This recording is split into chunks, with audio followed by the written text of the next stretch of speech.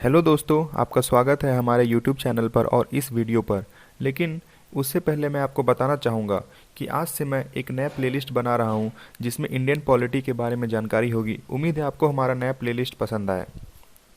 आज का हमारा टॉपिक है रेगुलेटिंग एक्ट ऑफ 1773, जिसे हिंदी में 1773 का विनियम अधिनियम कहते हैं। तो क्या है रेगुलेटिंग एक्ट ऑफ 1773? जानते हैं इसे बहुत ही आसान भाषा में। आप जानते ही होंगे कि ब्रिटिशर्स भारत में 1600 ईस्वी में ट्रेडर्स या व्यापारी बनकर ईस्ट इंडिया कंपनी के रूप में आए, जिसे ट्रेडिंग का अधिकार एक चार्टर्ड मतलब घोषणा पत्र के अंदर मिला, जिसे क्वीन एलिजाबेथ वन ने दिया था। 1765 तक ईस्ट इंडिया कंपनी, जो कि पूर्ण तरह से ट्रेडिंग कंपनी थी, उसने दीवानी अपनाया, मतलब रेवेन्यू और सिविल जस्टिस का अधिकार। कहाँ पर? तो वह था बिहार, बंगाल और उड़ीसा। फिर 1858 के सिपाही म्यूटिनी के बाद उसने अपनी यानी ब्रिटिश क्राउन ने इंडिया पर डायरेक्ट कंट्रोल करना शुरू कर दिया। और यह रूल तब तक चला जब तक कि वह भारत आज़ाद नहीं हो गया, यानी 15 अगस्त 1947 तक।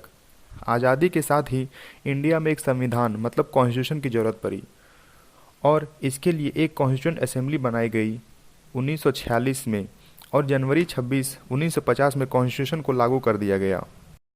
हालांकि इंडियन कॉन्स्टिट्यूशन और पॉलिटी के बहुत सारे फीचर्स ब्रिटिश रूल की जड़ से ही हैं। मतलब ब्रिटिश रूल्स के समय जो नियम कानून बने थे, उनमें से बहुत सारे रूल्स आज भी हमारे संविधान में मौजूद हैं। बहुत सारे घटनाएं हुई हैं ब्रिटिश रूल के दौरान, जो कि इसे गवर्नमेंट को चलाने के लिए नियम बनाने पड़े, और उन इवेंट्स को हमारे कॉन्स्टिट्यूशन और पॉलिटी में बहुत गहरा योगदान है। तो चलिए हम बात करते हैं रेगुलेटिंग एक्ट ऑफ 1773 की। इस एक्ट का कॉन्स्टिट्यूशनल इम्पोर्टेंस मतलब संवैधानिक महत्वपूर्णता बहुत ज़्यादा है, क्योंकि यह ब्रिटिश गवर्नमेंट का पहला कदम था ईस्ट इंडिया कंपनी को कामकाज और को कंट्रोल और रेगुलेट करने का।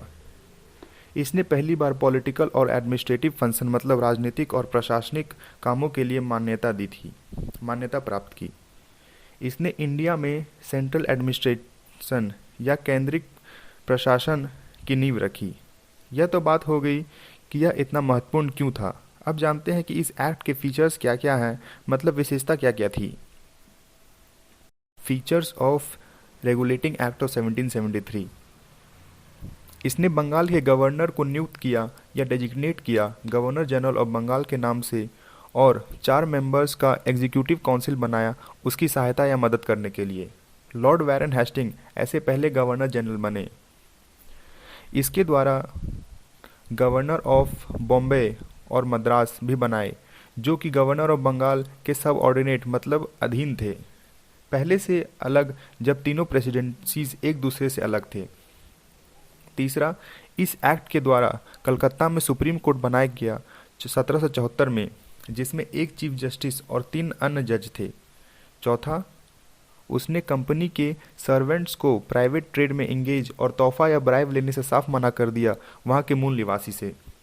पांचवा, इसने ब्रिटिश गवर्नमेंट का ईस्ट इंडिया कंपनी में कंट्रोल और मजबूत किया कोर्ट ऑफ डायरेक्टर्स को लागू करके, जो कि कंपनी की गवर्निंग बॉडी थी, जिसका काम था कि वे इंडिया में होने वाले रेवेन्यू, सिविल और मिलिट्री अफेयर्स के बारे में रिपोर्ट दे। तो आज के लिए बस इतना ही। आने वाली वीडियो अमेंडिंग एक्ट ऑफ 1781 पर होगी। अगर आपको हमारा वीडियो पसंद आए तो इसे लाइक करें, शेयर करें और सब्सक्राइब भी करें, और हमें कमेंट करके बताएं कि आपको आगे किस टॉपिक पर वीडियो चाहिए। धन्यवाद।